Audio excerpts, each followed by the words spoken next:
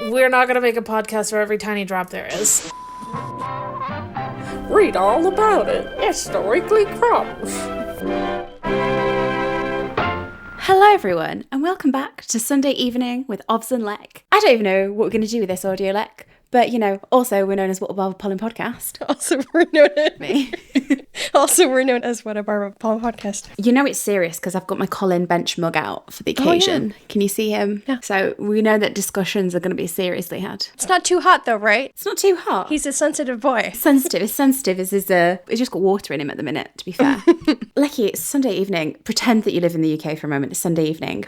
Just like get you on a call. We've had a little crumb, haven't we? Yeah. They keep happening to us. The wilderness weeks have well and truly deserted us, and they've just left us to fend for ourselves in the relentless pace of the coming weeks. We're now in like a jungle. We're like hacking our way through a jungle of content to get to the release date. And I'm like, I'm not going to sleep until like the end of June. It's like having a newborn. It's just like you accept that you're just never going to sleep again. Yeah. So just to contextualize this episode, earlier today, a few hours ago, a new interview, again from that live stream, that the gift that just keeps on giving, a new clip from the live stream. So it's from RTE, which is one of Ireland's news broadcasters. Had a little, very small clip with Nick and Newts from the live stream event. Oh my God, what little treasure trove we've got. What a gemstone mine, you could say.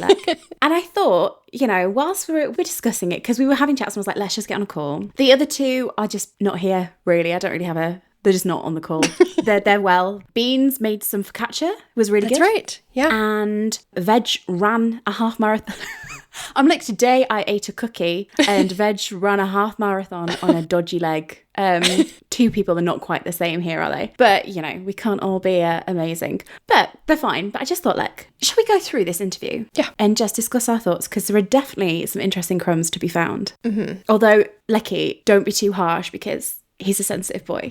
That's true. Yeah.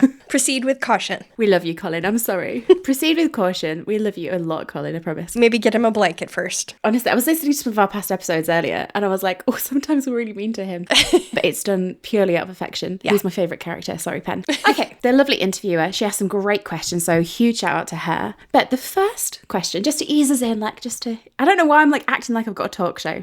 First question the interviewer asked is, what advice would you give Penelope? And Nick said, I'd probably give her terrible advice, like forget about him, there's plenty more fish in the sea, or bugs in the sea, I suppose, move on. And then she says, but actually they're soulmates, so that would be bad advice. Oh, soulmates. And then Luke, he said to Nick, also the advice that you would give is probably what she does this year. She plays it out, and Nick says, yeah, 100%, move on, find someone else. The main tidbit there is that Nick calls them soulmates, which just, my heart. Heartwarming. Lecky, what advice would you give to Pen? What advice would I give to Pen? Yeah. I don't know. I don't know if I have any good advice to offer her. You give great advice. I am pretty good, not to toot my own horn. Your husband gives good advice. Not to be My husband gives way better advice than I do. Maybe I should consult him. Lecky, can you just put your husband on the call? I need to... Yeah, ask your husband, because he's been forced into this fandom. He is so calm. He would give something infuriatingly rational and simple where he'll just be like, it'll work out.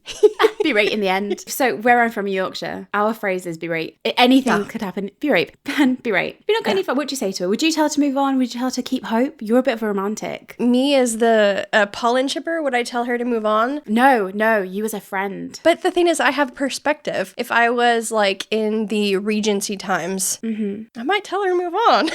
I mean, it just would make more sense. Yeah, I'll be like, girl.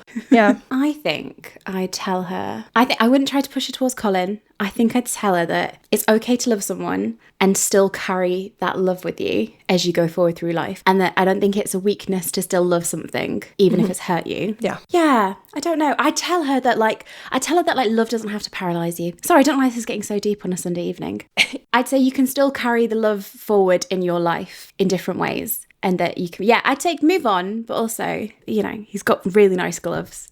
I'd be like, have you seen those pirate gloves that he's wearing? So Pen, I'd say don't listen to us. Do your own thing. It seems like it's going to end up great for you. Keep going, girl. Yeah, follow my husband's advice. It'll work out. We'll get Lecky to insert her husband's advice, who knows a lot about Bridgerton. He didn't want to, but he does.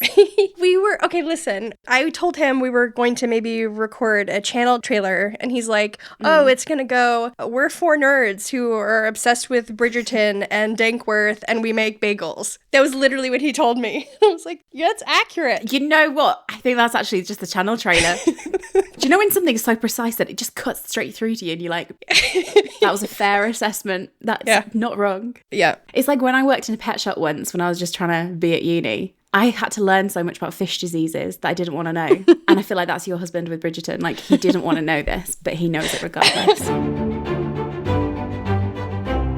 So the interviewer asked, is she coming back more confident this year? And Nick said, yeah, in a way, she's a bit more resolved and like, okay, this guy, it's not happening. He's not into me. And so I've got to find a husband to get away from my family. I'm going to do that. And he's like, I'll help you. She's like, cool. I have no feelings for you whatsoever. That's fine. Like a classic rom-com trope. Yeah. But then Luke added something interesting. He said they kind of grow up independently, but also together. It's kind of a really cool twist to the journey. What are you thinking, like? Okay, first of all, Friends to Lovers fans, get your smelling salts out because Nicola also stated in this interview that Penn and Colin had love for one another always. But yeah, I love that. I love the idea that they're growing independently and then with each other. That's so sweet.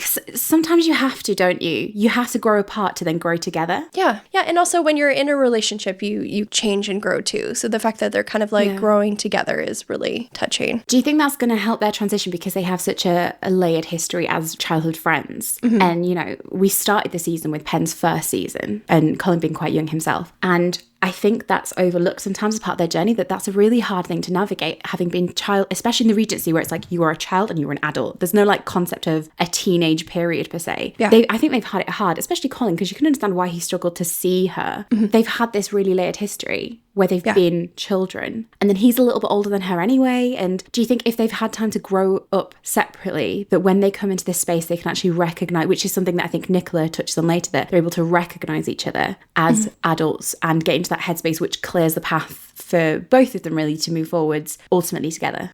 And then another again, it was full of little tidbits. The interview then asked, so is it like she's going to play hard to get and then all of a sudden Colin wants her, which again is a very like classic trope of like, oh, I'm not interested in you anymore, and then suddenly the guy's like, oh my god, I definitely want her. And Luke said, well, not in so many words, which is super interesting. So it's not going to be a case that she's suddenly going to act disinterested and that's what kicks his interest in her. Nicola says, I think he finally sees her for who she is, and also she stops being a lovesick puppy over him, a remarkable shade of blue aside. They couldn't in season 1 and season 2, it never would have worked because they're not at that level. Whereas now they're finally on a level together and see each other as grown-ups and respect one another. And they've had the love for one another always, but it grows and changes. Yeah, exactly what we've just touched on. I agree that season 1 and season 2 never would have worked because they just weren't on that same level with each other. Like there was on her part a reverence that he didn't, like it wasn't his fault, but like it was an imbalance in their relationship, and I think their journey is finding that balance. Yeah, like if you rewrote their story, like if there was some other inciting incident that kickstarted or, you know, pushed Colin to see Penelope in a new light, maybe it would have worked. Yeah. But in the story we've seen on television for 2 seasons, it would never have worked. I've thought before that what Colin did at the end of 208 in some ways pushes their trajectory faster. Yeah,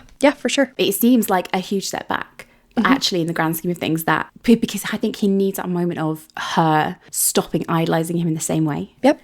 And that cold shoulder moment and that realization that she has that he's just a normal human being, a lovely human being, I think Nika said. And then Luke said, and there's a defining moment when he sees her in a different light for the first time. It's not actually because of her change of interest. There's just a spark between them, I guess. So he's saying that first, well, one thing, that it's not because she's disinterested, it's more of a genuine connection between them. Yeah. And we've talked about this, that what's going to happen in the first 2 episodes is that it's going to be a redress of the balance and dynamic towards them being friends.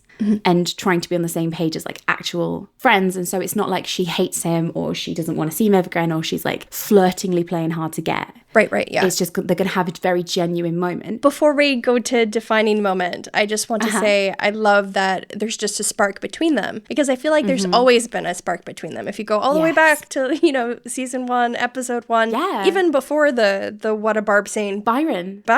Yeah, it feels like there's always been this kind of spark between them. But now we can discuss the defining moment. They've just never had time, right? Yeah. And what's interesting about episode 2, from what we can see so far, and you touched on this in our most recent episode, is that it seems like they're going to be spending so much time together and uninterrupted time that they've not really been able to have before. Right, yeah. As adults, anyway. It's like What a Barb, where they're both there and then one or both sort of don't quite go over that moment because they're not ready in their story, right? And so they one or two pull back. And they're miscommunicating. Their expectations are different. Yeah, 100%. Whereas they're going to have something where, and like it's what Luke said, that he's going to see her in a different light for the first time. And Nicola said, I think he finally sees her for who she is. And again, that notion of them having grown up apart. So both coming into the situation with a different perspective. But what do you think about the defining moment? It could be so many things. Yeah, I feel like it could be literally anything. I don't feel like he gave us enough context clues. So if you do more interviews, Luke, please revisit this comment and throw another clue in there. Press associations of the world, you have a task on your hands.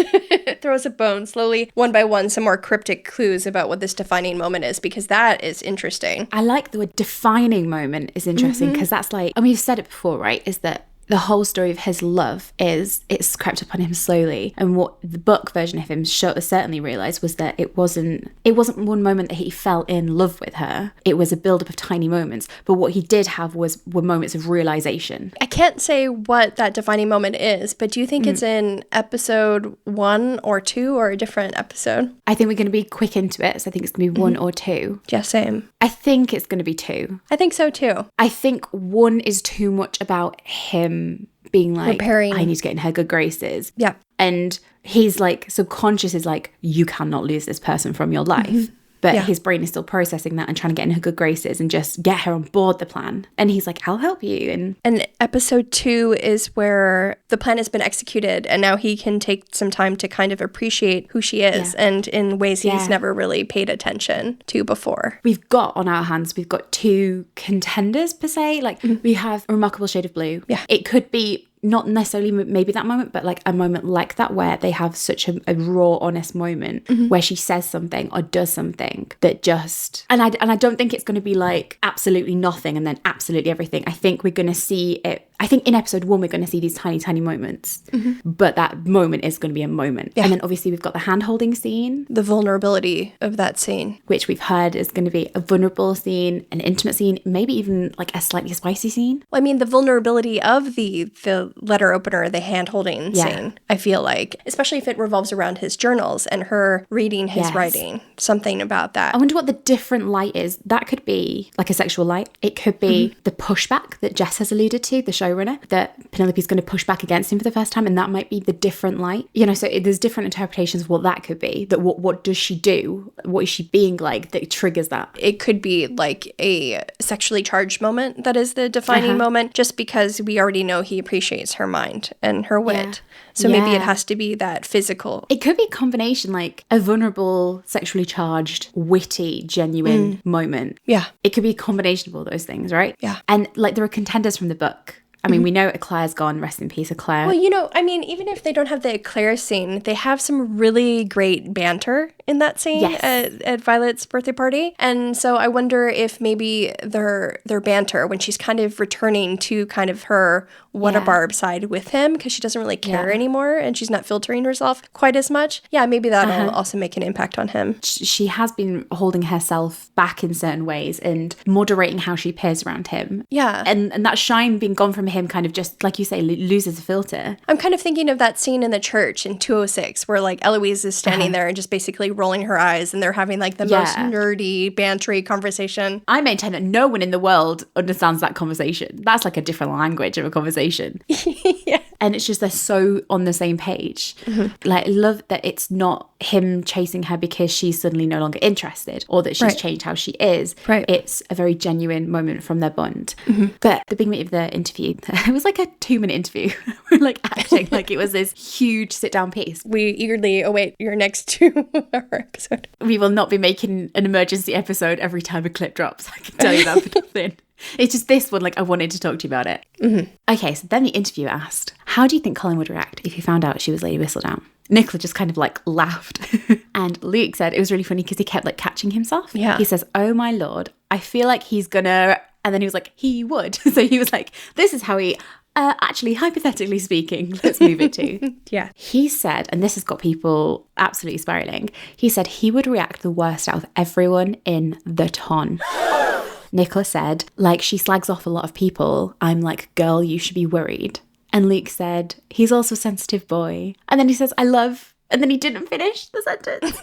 And then he says, we'll see. I'm sure. Look, what you love. Tell us. I promise I won't tell a soul. So that was kind of the end of this very short interview, but there's so much to get into. I think what we'll jump on mostly is what Luke said. Yeah. The entirely hypothetical situation of that Colin would react worst out of everyone in the ton. Now, has that got you scared, Leck?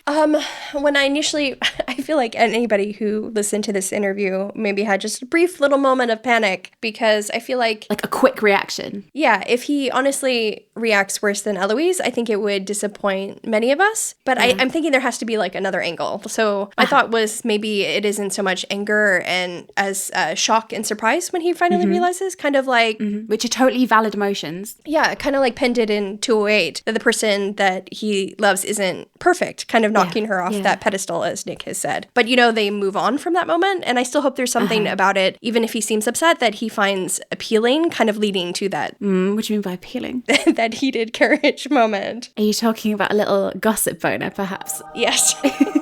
Yeah. Sorry, Colin. Yeah, so maybe if his reaction is extreme, it will lead to an extremely passionate scene, a very intimate scene. Yeah, which is kind of what happens in the book, right? That's the build-up to that explosive moment. That moment. And we've heard that the carriage is going to be an intimate moment. And I don't think that's like just literally intimate physically, but an emotionally intimate moment as well. Yeah, explosive. Yeah. I was also thinking that maybe alternatively, it could also be that this realization forces him to challenge Penn more, especially if she has been pushing him away at that point, kind of with him realizing that she's made mistakes in the past and she may now be repeating her past mistake with Marina and with Eloise, kind of where she's taking his agency away from him by trying to end their own relationship. And if she is trying to, you know, keep him at arm's length before this point and has been arguing that he doesn't really want her, etc., that him finding out that she has been keeping this secret and isn't perfect and, you know, it has made mistakes would force him to realize that she has made a mistake with them too and be kind of angry about her keeping him at a distance. Because I think we talked about this in our most recent episode, this idea that keeps coming back of, I think Luke said it at the event, that it's not just a simple case of he's in love with her, great, problem solved, we can all go home in episode 1. But he's like, they can't quite seem to get on the level. And I think we speculated that we're going to have the opposite, where for the first half of the season, Colin is putting Penn on a pedestal, because that's what kind of happens when you're realizing you're in love with someone. I think it's just a natural part of it. And then this, like what she did with him, where something happened that changed her, not her entire view of him, but just knocked him off that perfect pedestal. If this is a moment where he's like, I've been idolizing you and idealizing you and thinking that you're this perfect person who I'm the underdog for your affections. I'm not worthy of your affections because you've had someone who was perfect for you and better in all these different aspects. And he's like, and it wasn't even true. Yeah. You're not even who I thought you was. But you know what? I'm not too stressed about this. I think I didn't quite feel the same panic because I think that he's entitled to have an extreme reaction. Right. And I think it makes sense for him to have an extreme reaction, and I'll explain why. But I think that we need to understand that extreme reaction doesn't mean that I never want to speak to you ever again, or I hate you, or I don't want to be with you, or I don't love you. I think there are so many shades of what reactions can be. And I think what matters more than the actual, obviously I don't want him to say something horrific to her. I don't want him to, you know, destroy her verbally. But I think what matters about the reaction is what is driving it. I think that's the key part. Yeah, what motivates it.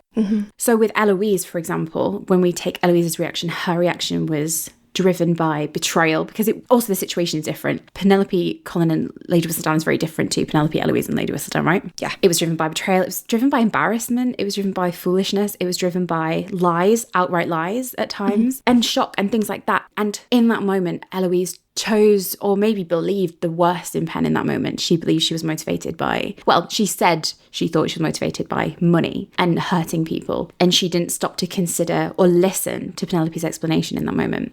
But with Colin, it's like, okay, is the reaction driven by disgust? Is it driven by betrayal? Or is it driven by fear, panic, being thrown off guard, driven by love, thinking that something might be taken from you right at the moment that you think you found it? And that you think you know what it is, and that you think you might actually be able to hold on to it.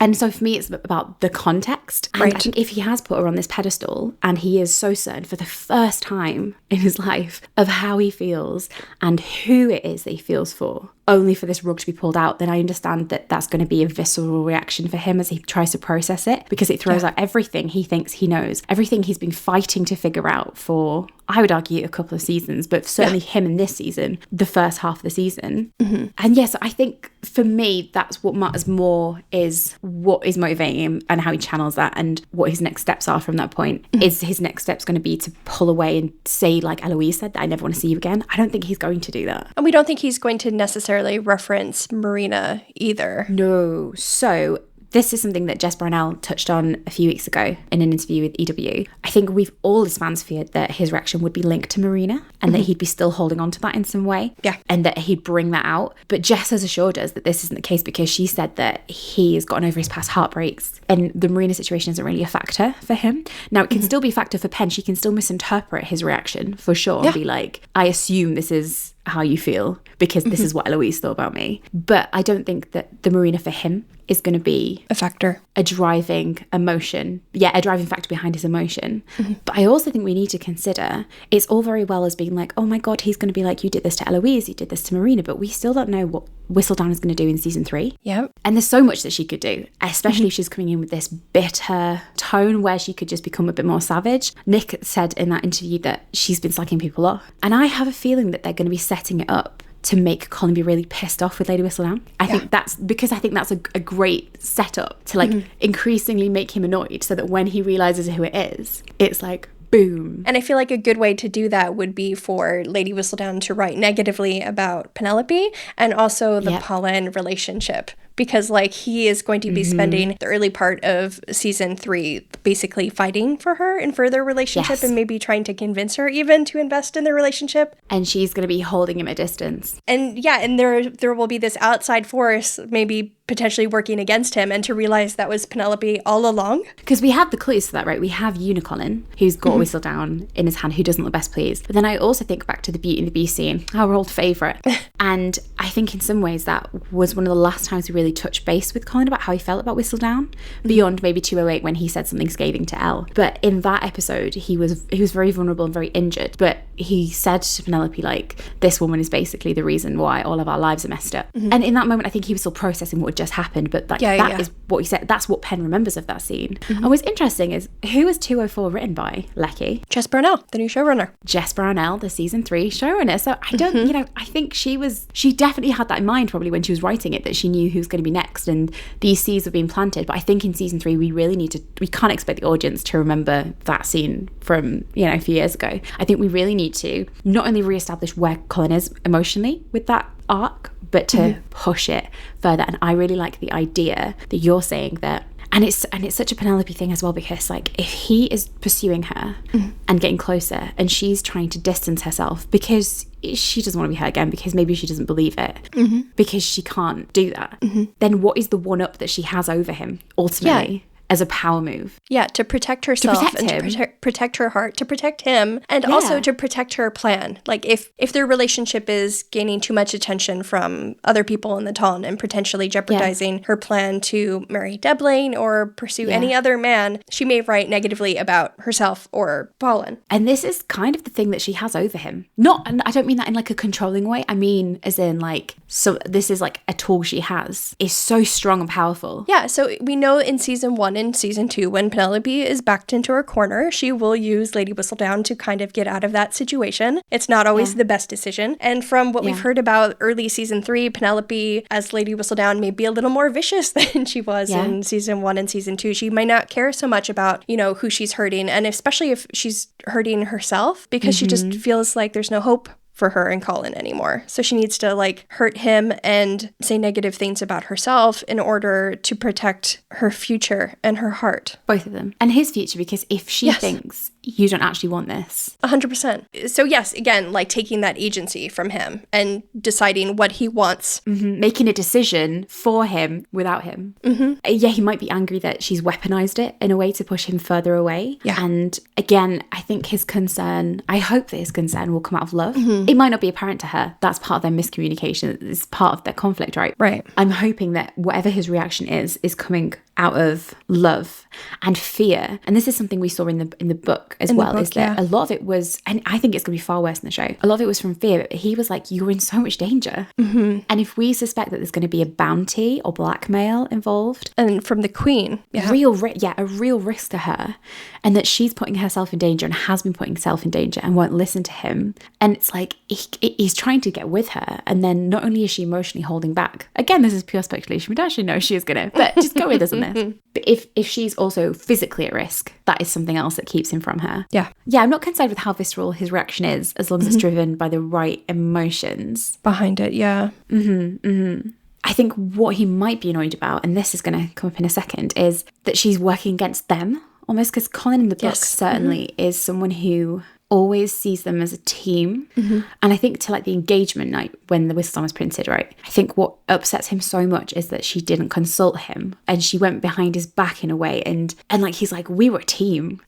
And I know this is a different moment, I know this is earlier in that story, but it's like, you've used this against us. It has echoes of that. Assuming it plays out that way. We're speculating. Again, no idea. I'm sure the cast and crew would laugh to hear us, because we're probably so far off the mark. But yeah, May isn't coming around next week, is it? We've got time to spare. And plenty of time to read or reread the book, where you can see how Julia Quinn's Colin reacts to the Lady Whistledown reveal. In the book, some of his emotion stems from jealousy about Pen's writing and success. It's something that he struggles to cope with in the book, and affects not just his immediate reaction to the revelation that Pen is Lady Whistledown, but how he navigates the issue of Lady Whistledown in their later relationship.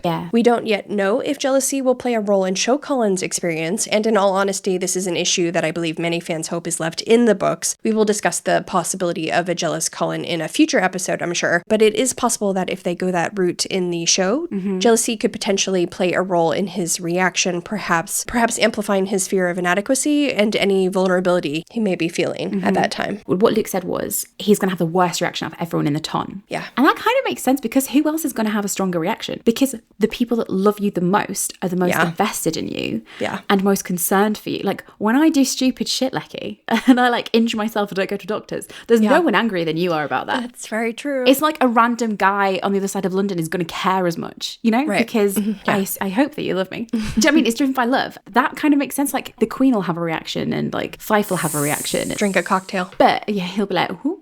But it kind of makes sense that the person who loves her the most will have the strongest reaction. So it's not completely unexpected that he would say something like this. I feel like it's just, we haven't really thought much about how Colin would react. And I suppose that's a question too. Is it like a delayed reaction? Is he like, it bursts into the carriage scene and then afterwards he's still pissed off at her, or he's angry with her? And I just don't think that's true to his character. I think he can be like wrong-footed by it, but I don't think there's ever going to be a point she could do something that would make him not want her anymore. We haven't seen a lead like this, like a male lead like this, who's going to fight for love so much instead of running from it. And this is part of his development, is that he does run away from stuff.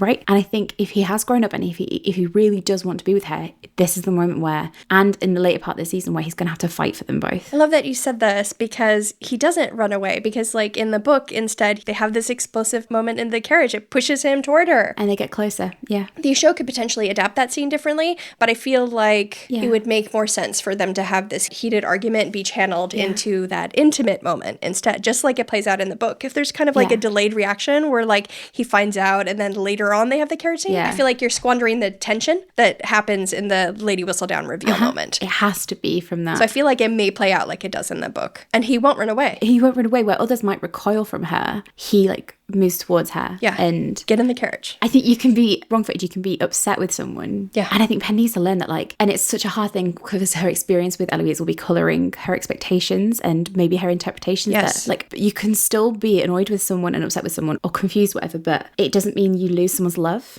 And she needs to learn that with Elle. She hasn't lost Eloise's love either, but she doesn't know that. And Colin, by that point, he may not realize that he loves her either, but it'll be a clue to us. A clue. Fucking better be a clue. That he doesn't run away, that it doesn't completely really changed his perception of her completely forever, that he does love her. But Nicola's comment in this was interesting, and it's the context. So what will Colin's reaction be? And Nicola, as part of this question, referred to the fact that Penelope has slagged so many people off, and she was like, girl, I'd be careful if I were you. Is this a suggestion that this danger is going to be a key part of his reaction, potentially like tied up with it? Good point. Because it's just interesting that's where her mind too went with this question. Yeah. Is that going to be driving Colin, perhaps, that his worry for her, which is a worry that's driven by love, and that he's trying to protect her because there's danger, and that's one of the reasons he's so explosively angry. We don't know how he's going to be, but that's why he has such a strong reaction. Because in addition to the Queen's potential bounty, it's been hinted there's a lot of scandal this season. So potentially Lady Whistledown will be writing about a lot of people, maybe kind of upsetting a lot of people. So if she has more enemies in the town, a lot of people who are maybe invested in hunting her and finding out her identity, that could seriously worry Colin. And Book Colin had a similar moment where he was like, so many people are going to be pissed off with you. And I could understand how Pen could translate that as, I'm pissed off at you. I think you're a terrible person for doing this, where for him it's coming out of concern. Yeah. Also, you can understand how Pen could take that as,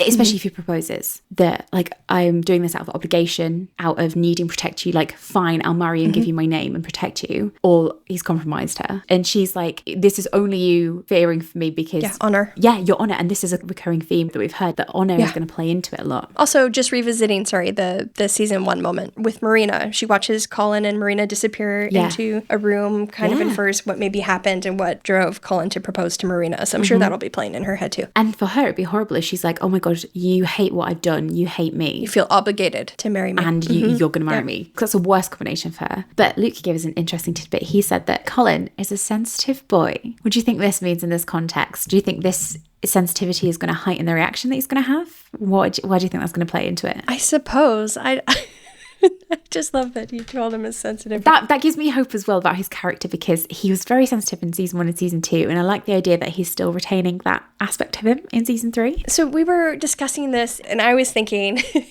sensitive boy, Colin, I was wondering if maybe part of the reason he'll be upset is because he didn't realize that Penelope needed an outlet for her voice, and maybe he didn't even give her enough, maybe he will even think he didn't give her enough opportunities to speak to him either, to speak in general. It's like, I didn't realize that you were capable of this, or like, I didn't realize you had this in you. And for him, that's like, I haven't seen who you really are because I've not been like properly paying attention. Because for him, especially in the show, the clues are there. He's written to her, she's written to him occasionally. It depends which season you're in. As I always do. Not actual letters, but like, they've had these moments that ultimately he's attracted to. So that's always been for us like the flag of hope, is that he's always been attracted to these moments. And Colin is a character who we see how easily burdened he is by guilt. We see how much he tries to make amends. I think Luke has said before that Colin as a character likes to gossip with Pen on the side, but he never actually wants to hurt or cause harm or see people hurt. And we've seen the lengths he's gone to before to rectify that. And we'll see that in this season when he realises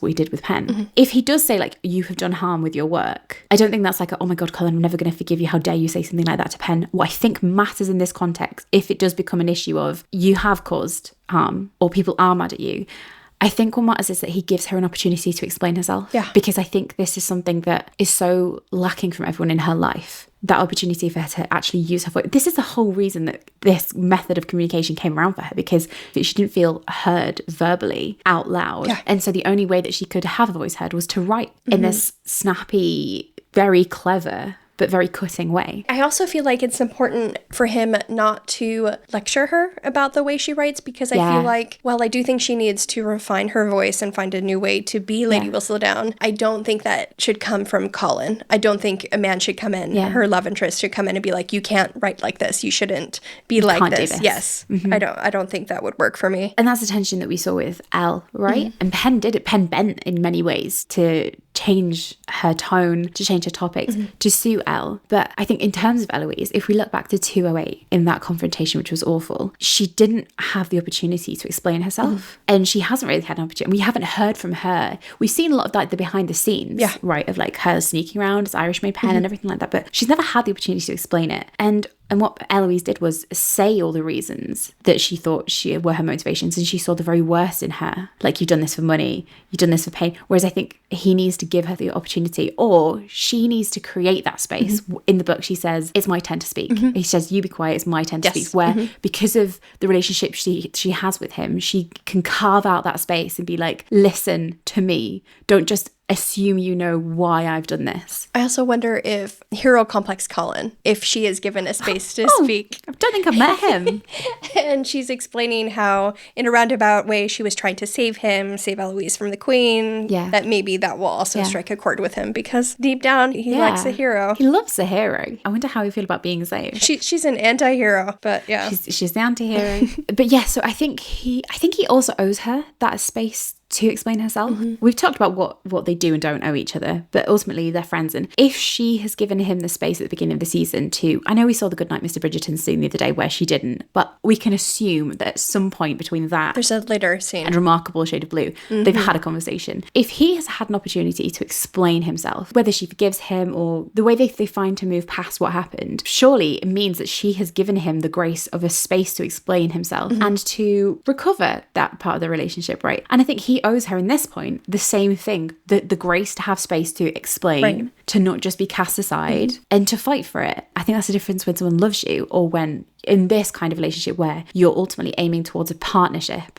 is that you can be angry. You know, you might disagree with what someone's done, but he won't forsake her. Right. And I think Pen's issue is that she is going to misunderstand or not believe that motivation. And she might accidentally or willfully, to be honest, misinterpret the interaction. So she might think that like, oh my God, he hates me, or oh my God, he thinks the worst of me. But I don't believe, and I really hope that isn't where Colin's coming from. Yeah. So for me, in conclusion, I think he's going to feel wrong-footed by it. I think it's going to throw him, and I think he might have a strong reaction to it. I think in the moment he'll be like, look, who the hell are you? Who is this person sitting in front of me? Yeah, it'll mess with his perception of her and, everything. Himself even. Yeah, and then I think ultimately he'll be like, oh my God, of course. Especially if he ends up suspecting Eloise. He's like, he's not far off the mark, right? He's in the right neighborhood. I wonder if he'll also think of the purpose scene about how her purpose is to be brave and witty and all those things she told him, and confidence, and he didn't realize she was secretly kind of living out as Lady Whistledown. Yeah.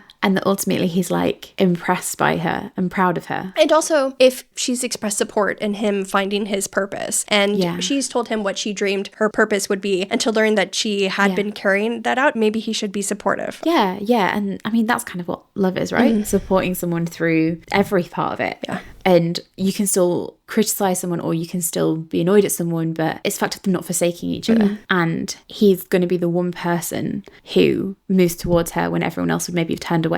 I just feel like he has to have a different reaction to Eloise. I just feel like in so many different ways. Yeah. It's reflective of their characters, it's reflective of their relationships, and it's reflective of Pen's journey as well, and reconciling. And just narratively, you don't want to see the same thing happen over and over. Yeah, you don't just want a repeat of him screaming and hating her. And I just have a lot of faith in his character. I always have done. If you're not as familiar with the book, you might not realize that, because he's been so blind in so many ways. But what you realize when you really get into his character is once he knows, he knows. And once he's in, he's in. Right. And it's Polin against the world, which is what we're hoping. And we think that the carriage, I don't know how this turned into a whole carriage scene, but we'll go there. But we think if the carriage comes kind of midway, that conflict within itself should be around episode 4 or 5. And then I think there's going to be so many other things. Right. There's going to be so many other threats that they have to be able to move past this huge reaction, whatever it is.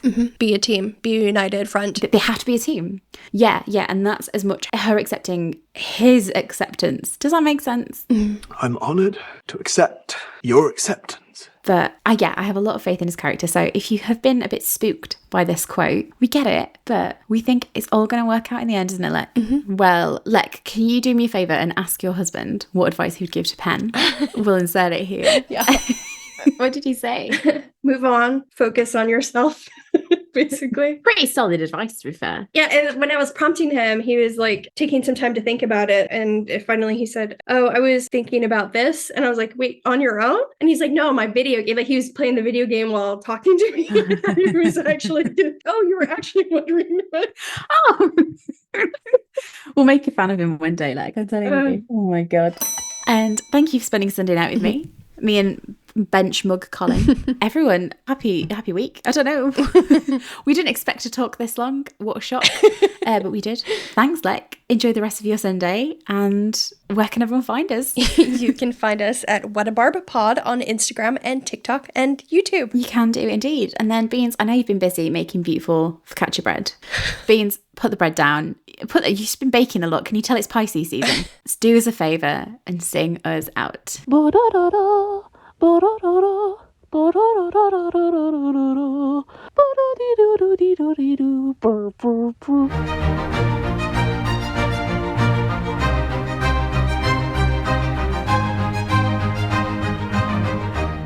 That's violin. Do do do do.